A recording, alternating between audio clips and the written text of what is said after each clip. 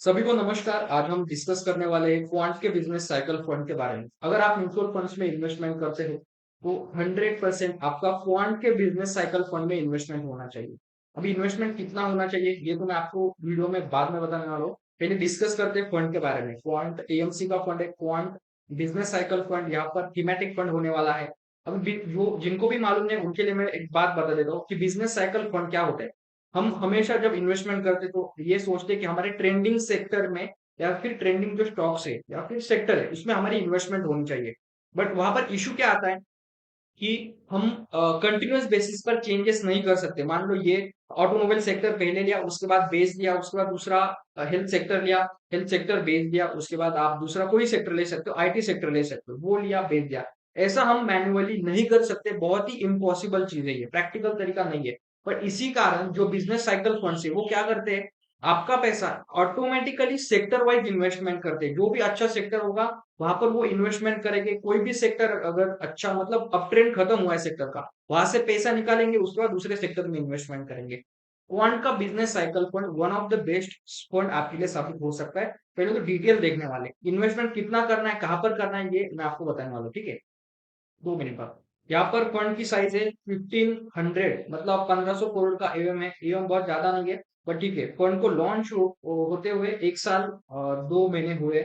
जो बेंचमार्क है वो निफ्टी 500 का बेंचमार्क है। यहाँ पर अगर आप देखोगे तो 1 साल में जो रिटर्न मिला है तो वो रिटर्न आपका मिला है 62%। यहाँ पर रिटर्न पर फोकस नहीं करना है आप।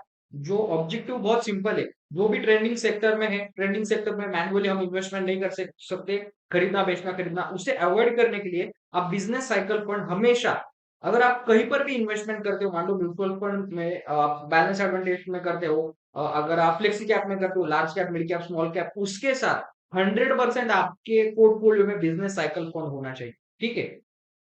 ये फंड इन्वेस्टमेंट कहाँ पर करता है, इक्विटी में 92% की इन्वेस्टमेंट है, उससे उसमें से 92% में से लगभग आपकी 50% की इन्वेस्टमेंट, प्रिसाइज कहो तो 49.39% की इन्वेस्टमेंट आपकी लार्ज कैप में है, मिड कैप में 11% और स्मॉल कैप में आपकी 31%, और डेट में आपका 6.86 मतलब 7% की डेट में इन्वेस्टमेंट है। यहाँ पर डिटेल पोर्टफोलियो बहुत ही इंपॉर्टेंट पॉइंट है। उससे पहले सभी से एक छोटी सी रिक्वेस्ट है कि चैनल को प्लीज सब्सक्राइब करना। हमें 1000 तक काउंट पहुंचाना है, तो इतनी सी छोटी सी रिक्वेस्ट है कि प्लीज चैनल को सब्सक्राइब किए बिना मत जाना, अभी सब्सक्राइब कर देना, ठीक है।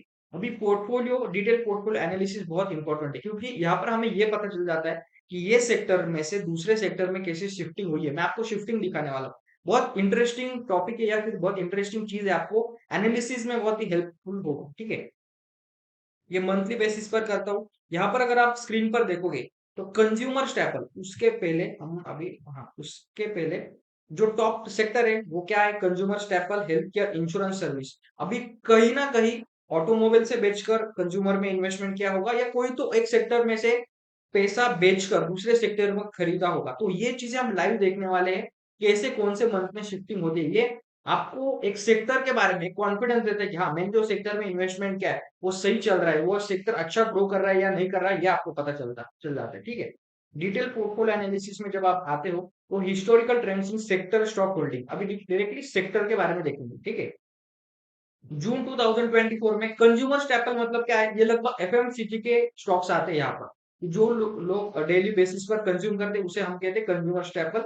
अभी ध्यान में रखना, ऑटोमोबाइल, आपका energy, power consumption, auto ancillary sector, या फिर जो एक ट्रेंडिंग सेक्टर है वहां पर थोड़ा पॉज आ सकता है। उसके बाद अभी जो नेक्स्ट समय है वो कंज्यूमर स्टेपल का होगा और मैन्युफैक्चरिंग का होगा। ये ध्यान में रखने वाली चीज है, ठीक है।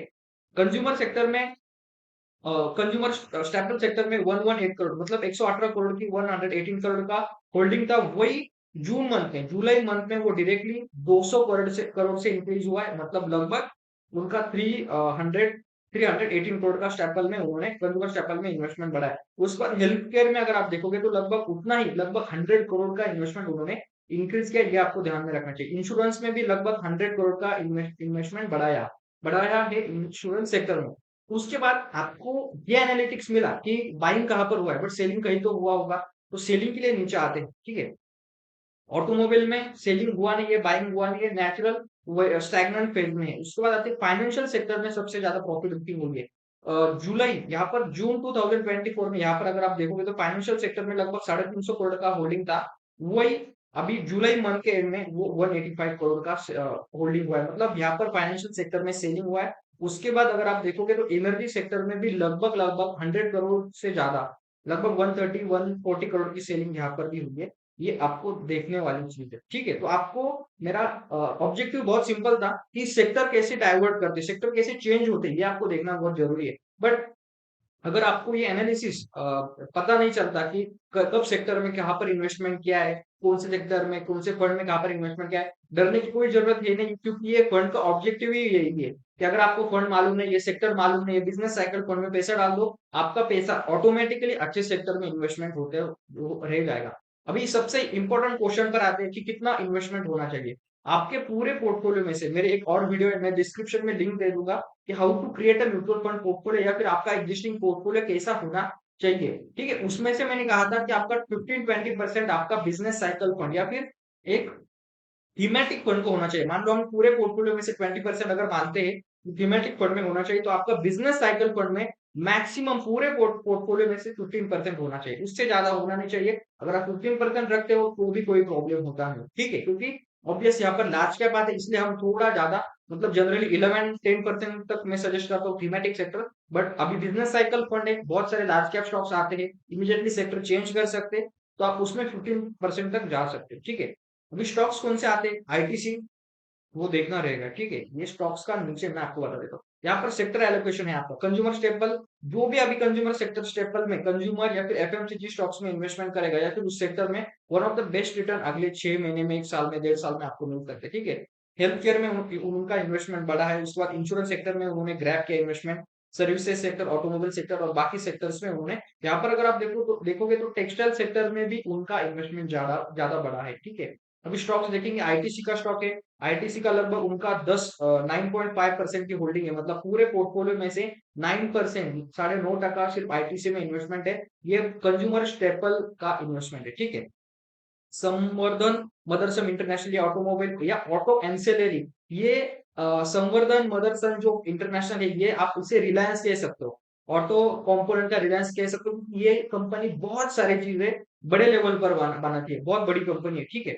यहाँ पर उनका 7% स्टेक है। H F C L communication का है, life insurance corporation LIC insurance sector है, जियो फाइनेंशियल, जो क्वांट के जो म्यूचुअल फंड है उन्होंने जियो फाइनेंशियल को बहुत लंबे समय से, मतलब जब से वो अप ट्रेंड आया, पूरा अप ट्रेंड क्वांट के फंड्स ने कैप्चर किया। Aurobindo pharma health care sector one of the best return देगा, ठीक है। ब्रिटानिया कंज्यूमेबल स्टेपल, उसके बाद आते हैं एसपी एपेरियल्स टेक्सटाइल सेक्टर में आता है, Sun TV network services sector में, तो और भी बहुत ज्यादा, टाटा पावर है, NBFC NBCC, United Spirits consumer staple में, Hindustan Unilever consumer consumer staples में आते हैं, ठीक है। आपको डायरेक्टली स्टॉक्स का इन्वेस्टमेंट देखने की कोई जरूरत है नहीं, अगर आप सेक्टर स्पेसिफिक हो तो इतना डीप जाने की अगर आप इन्वेस्टर हो तो कोई जरूरत है नहीं, बट आपका एनालिसिस होना चाहिए, ठीक है। मैंने आपको क्या कहा कि आपके पोर्टफोलियो में 100% क्वांट का बिजनेस साइकिल फंड होना चाहिए, ठीक है। मैंने आपको पोर्टफोलियो का साइज बताया, अगर आपका बैलेंस पोर्टफोलियो है उसमें से आप 15% मैक्स थीमेटिक फंड को अलॉट कर सकते हो, उससे ज्यादा होना नहीं चाहिए, ठीक है। फिर से छोटी सी रिक्वेस्ट है कि चैनल को प्लीज सब्सक्राइब करना है, कुछ भी क्वेरी हो किसी भी फंड के रिलेटेड कमेंट सेक्शन में पूछ सकते हो आप। मेरा जो how to create business, how to create mutual fund portfolio, उसका वीडियो जरूर देखना, मैं डिस्क्रिप्शन में या कहीं तो लिंक आपको प्रोवाइड कर रहा हूँ, ठीक है। वीडियो देखने के लिए thank you very much, have a great day, thank you.